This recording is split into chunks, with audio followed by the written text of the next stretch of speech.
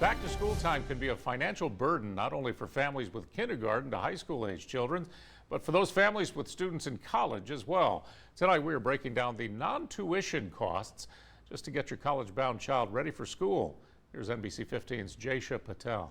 You can't even compare the amount of money that you're putting into the elementary and middle versus what goes into your university education. Jeanette Swigler is a proud mom to Ella, who studies environmental science and runs cross-country and track at Florida State University. The Swiglers planned ahead for Ella's education, saving for college when she was just 3 years old, something that now has helped them out tremendously.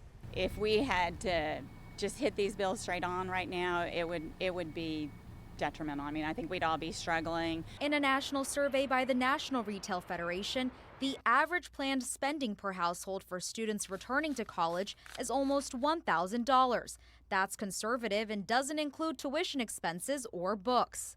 According to the NRF, in this breakdown, you can see how much each household typically spends for necessities, supplies, and personal care, like electronics, clothing, food, and furniture for the dorm room.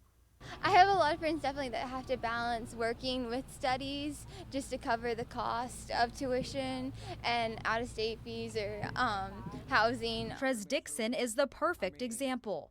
I say around that 70,000 to about 80,000 range. He's a student at the University of South Alabama. He decided to take a semester off, and one of the main reasons was because of the cost. You know, especially when you're out here on your own, and then you got to worry about tuition-wise, got to worry about, like I said, with classes and all that good stuff. Then also having to pay for classes pretty much every single year, and then while on top of that, pay for school supplies and whatnot. That really had a big factor. Ella's advice to those going into college is to save where you can. All my friends and I try our best to find the different ways to find books online or through the bookstore. Just a lot of price comparison that helps with the cost. Jaysha Patel, NBC 15 News. Now, the NRF reports that nationally, the total expected spending for college students is around $54 billion. A brand new school year begins next week for Baldwin County schools and the Catholic schools in Mobile County. So be cautious during your commute